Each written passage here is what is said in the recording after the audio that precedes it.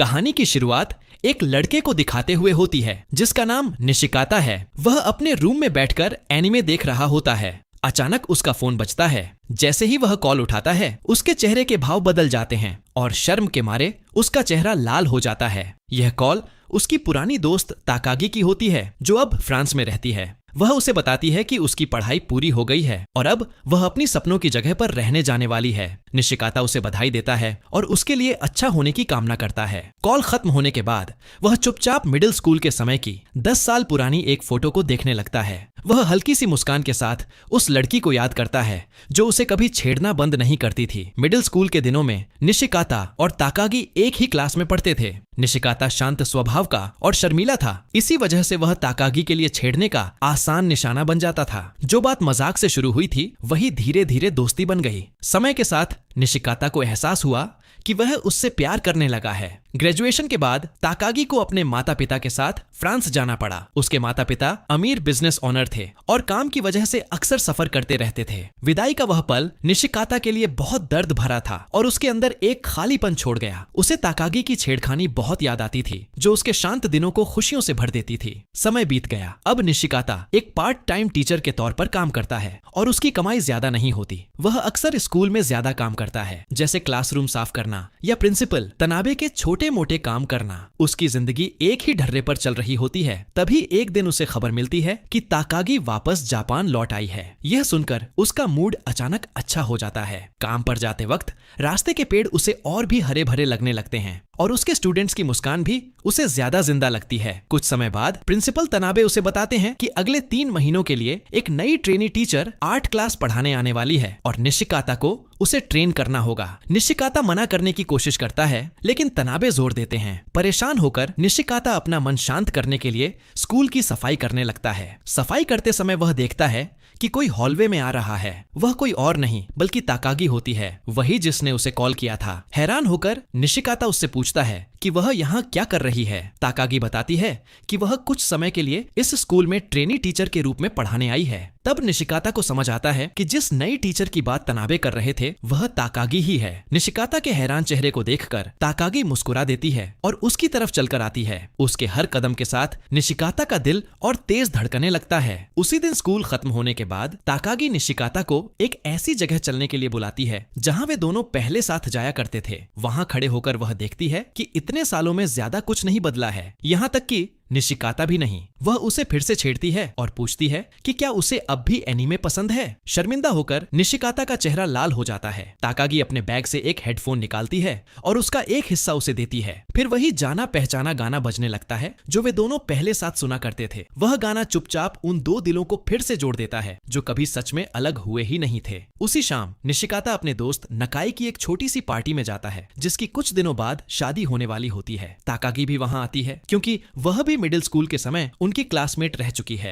वह रात हल्की और यादों से भरी होती है जिसमें पुराने किस्से और बातें होती हैं। जाने से पहले नकाई निशिकाता को अगले दिन होने वाली शादी की याद दिलाता है। पार्टी खत्म होने के बाद निशिकाता और ताकागी को पता चलता है कि उनका घर जाने का रास्ता एक ही है, इसलिए वे साथ चलने का फैसला करते हैं। सड़क शांत होती है और उनकी बातें थोड़ी निजी हो जाती हैं। अचानक ताकागी पूछती है कि क्या निशिकाता को कभी प्यार हुआ है। घबराया हुआ और थोड़ी हिचकिचाहट के साथ वह मान लेता है कि हाँ हुआ है। ताकागी चलना रोक देती है और कहती है कि वे अगले चौराहे पर अलग हो जाएंगे। जाने से पहले वह उससे कहती है कि वह थोड़ी देर के लिए अपनी आंखें बंद कर ले। अगली सुबह ताकागी एक ट्रेनी टीचर के रूप में अपना पहला दिन शुरू करती है। तनाबे के कहने पर निशिकाता उसके साथ रहता है। शुरू से ही ताकागी बच्चों का दिल जीत लेती है। उसका शांत स्वभाव और दोस्ताना मुस्कान उसे तुरंत सबका पसंदीदा बना देती है। स्कूल के बाद निशिकाता एक स्टूडेंट के घर पढ़ाई का सामान देने जाता है। वह स्टूडेंट माचिदा घबराहट की वजह से स्कूल आना बंद कर चुका था। निशिकाता ताकागी को बताता है कि वह माचिदा से अक्सर मिलने जाता है ताकि वह पढ़ाई में पीछे न रह जाए। वह बदले में कुछ नहीं चाहता, बस अपनी जिम्मेदारी और परवाह की वजह से ऐसा करता है। उसकी इस लगन से प्रभावित होकर ताकागी सुझाव देती है कि वे उस मंदिर चलें जहां वे स्टूडेंट होने के समय जाया करते थे। मंदिर में ताकागी फ्रांस में बिताए अपने समय के बारे में खुलकर बताती है। वह मानती है कि वहां की जिंदगी वैसी नहीं थी जैसी उसने सोची थी। उसे जापान, अपने दोस्त और खासकर वह पल बहुत याद आते थे जो उसने कभी निशिकाता के साथ बिताए थे। शाम की शांत हवा में खड़े होकर वह मुस्कुराती है और कहती है कि वह उन यादों को फिर से जीकर बहुत खुश है। निशिकाता चुपचाप उसकी बातें सुनता है और महसूस करता है कि वह उसके लिए अब भी कितनी मायने रखती है। कुछ पलों के लिए वह एक ऐसे फ्यूचर की कल्पना करता है जहां वे दोनों साथ साथ बूढ़े होते हैं। यह सोच उसे उम्मीद से ज्यादा सुकून देती है। अगले दिन नकाई की शादी होती है। निशिकाता शादी की खुशी में अपनी पुरानी क्लास के दोस्तों के साथ शामिल होता है, जिनमें ताकागी भी होती है। जब दुल्हन अपना गुलदस्ता उछालती है तो ताकागी उसे पकड़ लेती है और वहां मौजूद लोग खुशी से तालियां बजाते हैं। उसे देखते हुए निशिकाता फिर से अपनी खामोश कल्पनाओं में खो जाता है। वह सोचता है कि एक दिन वह उससे शादी करेगा और यह सोच उसके चेहरे पर मुस्कान ले आती है। तभी एक दोस्त उसे टोकता है और मजाक करता है कि वह फिर से खो गया है। बाद में जब निशिकाता नकाई को शादी का तोहफा देता है तो नकाई हंसते हुए पूछता है कि क्या वह अकेले रहने से कभी नहीं थकता। वह कहता है कि ताकागी के जज्बात हमेशा साफ रहे हैं और उसे याद दिलाता है कि स्कूल के दिनों में वह उसे कितनी बार छेड़ा करती थी। निशिकाता सिर हिलाकर कहता है कि वह सब मजाक था, लेकिन उसकी आंखों में एक ऐसी उलझन दिखती है जिसे वह छुपा नहीं पाता। कुछ ही देर बाद एक हादसा होता है जब ताकागी के हाथ से गुलदस्ता फिसलकर स्विमिंग पूल में गिर जाता है। बिना सोचे समझे निशिकाता उसे निकालने के लिए पूल में कूद जाता है, जिससे सब हैरान रह जाते हैं। थोड़ी ही देर में ताकागी भी पूल में कूद जाती है। उसके इस अचानक किए गए काम से वह भावुक हो जाती है। दोनों भीगे हुए बाहर आते हैं और शर्मिंदा होने के बजाय हंसने लगते हैं। ताकागी उसे छेड़ती है कि वह सिर्फ उसके गुलदस्ते को बचाने के लिए कूद गया और उसकी हंसी पूरे पुल के पास गूंज जाती है। बाद में जब वे घर की ओर साथ चलते हैं तो माहौल शांत लेकिन आरामदायक हो जाता है। कभी कभी उनकी नजरें मिलती हैं और हर नजर में बिना कहे बहुत कुछ होता है। चुप्पी तोड़ते हुए ताकागी पूछती है कि क्या निशिकाता की कोई गर्लफ्रेंड है। वह मान लेता है कि नहीं है और कहता है कि उसे ऐसा होना मुमकिन नहीं लगता। जिज्ञासा से वह भी उससे वही सवाल करता है। हल्की सी मुस्कान के साथ ताकागी कहती है कि वह अंदाजा लगाए। निशिकाता मान लेता है कि इतने सालों में उसके कई चाहने वाले रहे होंगे। यह सुनकर वह हैरान रह जाता है जब ताकागी बताती है कि पिछले 10 सालों में उसने किसी को डेट नहीं किया। शर्माते हुए निशिकाता हिम्मत जुटाता है और उसे आतिशबाजी देखने साथ चलने का न्योता देता है। वह कहता है कि यह शायद सादा होगा, लेकिन वह हमेशा चाहता था कि वे दोनों साथ आतिशबाजी देखें। ताकागी मान जाती है और उसकी मुस्कान सच्ची और नरम होती है। दोनों साथ साथ चलते रहते हैं और दिल ही दिल में खुशी महसूस करते हैं। कुछ दिनों बाद ताकागी घाट पर माचिदा से मिलती है। वह लड़का अकेला बैठा सामने के शांत नजारे की पेंटिंग बना रहा होता है। निशिकाता की बातों को याद करते हुए ताकागी धीरे से उसके पास जाती है और उससे बात करती है। शुरू में माचिदा झिझकता है, लेकिन जैसे ही वह निशिकाता का नाम लेती है उसका चेहरा खिल उठता है। वह बताता है कि निशिकाता हमेशा कितना दयालु और धैर्य रखने वाला रहा है और मुश्किल समय में भी उसने उसका साथ नहीं छोड़ा। उसे याद है कि निशिकाता ने एक बार उससे कहा था कि कामयाबी सिर्फ स्कूल में ही नहीं मिलती और अगर पेंटिंग उसे खुशी देती है तो उसे करते रहना चाहिए। माचिदा कहता है कि वही बातें हैं जिनकी वजह से वह आज भी पेंटिंग करता है। उसी हफ्ते स्कूल में ताकागी दूर से किसी जानी पहचानी शक्ल को देखती है। वही लड़की जो घाट के पास खड़ी थी। उसका नाम ओझाकी है। वह निशिकाता के पास आती है और उससे अकेले में बात करने को कहती है। भारी आवाज में ओझाकी बताती है कि माचिदा के स्कूल आना बंद करने की वजह वही थी। कुछ समय पहले उसने उससे अपने दिल की बात कही थी, लेकिन उसके बाद वह स्कूल वापस नहीं आया। जब वह उसके घर गई तो उसने मिलने से मना कर दिया। तब से ओझाकी खुद को दोष देती आ रही है और मानती है कि उसी ने उसे दूर कर दिया। सारी बात सुनने के बाद निशिकाता उसे समझाता है कि वह खुद को दोष देना बंद करे। वह कहता है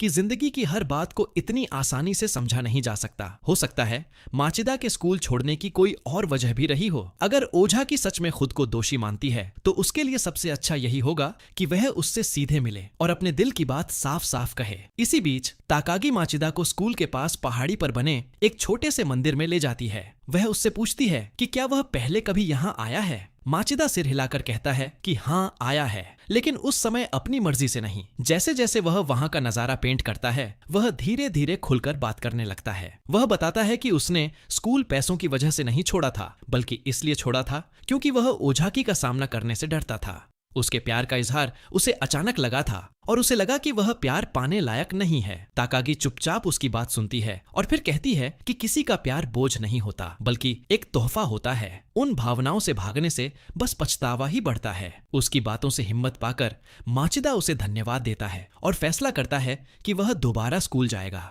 मन ही मन उसे एहसास होता है कि उसने कभी ओझाकी के प्यार को बोझ नहीं समझा था। सच तो यह है कि वह भी उसे हमेशा से पसंद करता था। अगले दिन माचिदा नए हौसले के साथ स्कूल लौटता है। वह ओझाकी के साथ क्वायर में शामिल होता है और फिर से क्लास अटेंड करने लगता है। ब्रेक के समय वह उससे अकेले में बात करने को कहता है। ओझाकी घबराते हुए माफी मांगती है और कहती है कि उसे लगता है उसके इजहार की वजह से ही वह दूर चला गया। माचिदा तुरंत मना कर देता है। वह कहता है कि उसकी बातों से उसे कोई बोझ नहीं लगा था, बस उसे समझ नहीं आ रहा था कि कैसे जवाब दे। वह अपने जज्बातों से भागने के लिए माफी मांगता है और आखिरकार कह देता है कि वह भी उसे पसंद करता है। दूर से यह सब देख रहा निशिकाता दोनों के लिए मन ही मन खुशी और इज्जत महसूस करता है। उनकी हिम्मत देखकर उसे अपनी झिझक याद आती है। बाद में वह तनाबे से पूछता है कि अगर किसी को कोई पसंद हो तो क्या उसे अपने दिल की बात कह देनी चाहिए। तनाबे सीधा जवाब देता है कि हाँ, कह देनी चाहिए। जज्बात छुपाने से बस पछतावा होता है। कभी कभी मौका हमेशा के लिए चला जाता है। यह सुनकर निशिकाता समझने लगता है कि प्यार कोई छुपाने वाली चीज नहीं बल्कि जोखिम लेने लायक चीज है। उस रात निशिकाता आतिशबाजी वाले मेले के गेट पर ताकागी का इंतजार करता है। उसका दिल बहुत तेज धड़क रहा होता है, जैसे जिंदगी की पहली असली डेट हो। थोड़ी देर बाद ताकागी आती है, सादा लेकिन खूबसूरत किमोनो पहने हुए और हल्की सी मुस्कान के साथ। उसे देखकर निशिकाता कुछ पल के लिए ठहर जाता है। दोनों साथ मेले में जाते हैं, रोशनी और आवाजों के बीच घूमते हैं, ऐसे जैसे समय थम गया हो। जब आतिशबाजी शुरू होती है, निशिकाता आसमान की ओर देखते हुए कहता है, बहुत खूबसूरत है। फिर ताकागी की ओर देखकर कहता है कि उससे भी ज्यादा खूबसूरत उसकी मुस्कान है। वह उसे उसके पुराने छेड़ने के लिए धन्यवाद देता है और कहता है कि उन्हीं पलों ने उसकी शांत जिंदगी को जिंदा बना दिया। उसके बिना शायद वह कभी खुलकर जीना नहीं सीख पाता। जाने से पहले वह कहता है कि परसों उसका स्कूल में आखिरी दिन है और वह जहां भी जाए खुश रहे। ताकागी हल्की मुस्कान के साथ उसे देखती है। उसकी आंखों में गहराई होती है। अगले दिन ताकागी अपने स्टूडेंट्स और तनाबे से अलविदा कहती है। माहौल थोड़ा उदास होता है। यह देखकर नखाई निशिकाता को डांटता है और कहता है कि अगर वह अब भी चुप रहा तो उसे जिंदगी भर पछतावा होगा। जाते समय माचिदा ताकागी को बुलाता है और बताता है कि ओझाकी से दिल की बात कहने के बाद उसकी जिंदगी कितनी बेहतर हो गई है। वह कहता है कि उसे और निशिकाता को भी साथ होना चाहिए। यह सुनकर ताकागी सच बता देती है। वह कहती है कि वह निशिकाता से बहुत लंबे समय से प्यार करती है। 10 साल बहुत लंबा वक्त होता है अपने जज्बात छुपाकर रखने के लिए। वह बताती है कि मिडिल स्कूल में उसने कई बार इशारे में कहा था, लेकिन निशिकाता कभी समझ नहीं पाया। माचिदा मुस्कुराकर कहता है कि शायद उसके इशारे बहुत हल्के थे। वह उसे सलाह देता है कि इस बार साफ साफ अपने दिल की बात कहे ताकि निशिकाता समझ सके। हिम्मत जुटाकर ताकागी निशिकाता को क्लासरूम में ढूंढने जाती है। जैसे ही वह अंदर जाती है, उसे पुराने दिन याद आ जाते हैं। 10 साल पहले वे इसी जगह नीले आसमान के नीचे हंस रहे थे, जैसे दुनिया थम गई हो। उसे एहसास होता है कि उसकी मुस्कान उसके लिए हमेशा कितनी खास रही है। चुप्पी तोड़ते हुए निशिकाता पूछता है कि क्या वह कुछ कहना चाहती है। जब वह झिझकती है तो वह खुद बोलने लगता है। वह कहता है कि उसकी मौजूदगी ने इन सारे सालों में उसके दिल की खाली जगह भर दी। उसका छेड़ना जो पहले परेशान करता था, बाद में बहुत कीमती लगने लगा। उसके जाने के बाद उसने उस खालीपन को भरने की बहुत कोशिश की, लेकिन कुछ भी काम नहीं आया। आखिरकार उसे समझ आया कि उसकी जिंदगी पूरी लगती है तो सिर्फ उसकी वजह से। कांपती आवाज लेकिन साफ शब्दों में निशिकाता आखिरकार कबूल करता है कि वह पिछले 10 सालों से ताकागी से प्यार करता है। ताकागी कुछ पल चुप रहती है, फिर धीरे से अपना हाथ उसकी तरफ बढ़ाती है। वह कहती है कि प्यार अक्सर उलझा हुआ लगता है, लेकिन यह उलझन तब होती है जब लोग उससे डरते हैं और उसका सामना नहीं करते। अब जब निशिकाता ने अपने दिल की बात कह दी है तो वह बताती है कि वह भी बिल्कुल वही महसूस करती है। वह भी पिछले 10 सालों से उससे प्यार करती आई है। कुछ दिन बाद निशिकाता ताकागी को फिर से स्कूल बुलाता है। दोनों साथ में क्वायर रूम में जाते हैं, जहां ओझाकी और बाकी स्टूडेंट्स उनका इंतजार कर रहे होते हैं। ओझाकी माफी मांगती है कि वह पहले अलविदा नहीं कह पाई थी और बताती है कि जो गाना वे गाने वाले हैं वह ताकागी के आने वाले सफर के लिए एक तोहफा है। जैसे ही बच्चे गाना शुरू करते हैं, निशिकाता और ताकागी के दिमाग में पुरानी यादें ताजा हो जाती हैं। यह वही विदाई वाला गाना होता है जो उन्होंने सालों पहले अपने ग्रेजुएशन ग्रेजुएशन के समय सुना था। उनकी पहली मुलाकात से लेकर ताकागी की छेड़छाड़ और उस उदास दिन तक जब वे अलग हुए थे, सब कुछ साफ साफ याद आ जाता है। यह लगभग यकीन करना मुश्किल लगता है कि जो प्यार उन्होंने इतने सालों तक छुपा कर रखा था, वह आज इतना सच्चा और मजबूत बन चुका है। उनका प्यार जो साफ और लगातार था, समय और दूरी को पार कर चुका है। आखिरकार वह शादी में बदल जाता है। जो वादा कभी शब्दों में नहीं कहा गया था, वह अब एक पक्के रिश्ते में बदल जाता है। उन्हें पूरा यकीन होता है कि उनके दिल एक दूसरे के हैं। साल बीतते जाते हैं और उनकी साथ की जिंदगी आगे बढ़ती रहती है। निशिकाता और ताकागी को एक बेटी होती है जो उनके घर में हंसी और खुशी भर देती है। निशिकाता अपनी टीचिंग की नौकरी छोड़ देता है और ताकागी के पिता के बिजनेस में मदद करने लगता है। लेकिन चाहे जिंदगी में कितने भी बदलाव क्यों न आ जाए, उनका रिश्ता वैसा ही रहता है। वे कभी उस जगह को नहीं भूलते जहां उनकी कहानी शुरू हुई थी, जहां दो दिल मिले थे और चुपचाप हमेशा के लिए एक हो गए थे। और इसी एंडिंग के साथ ये मूवी यहीं खत्म हो जाती है।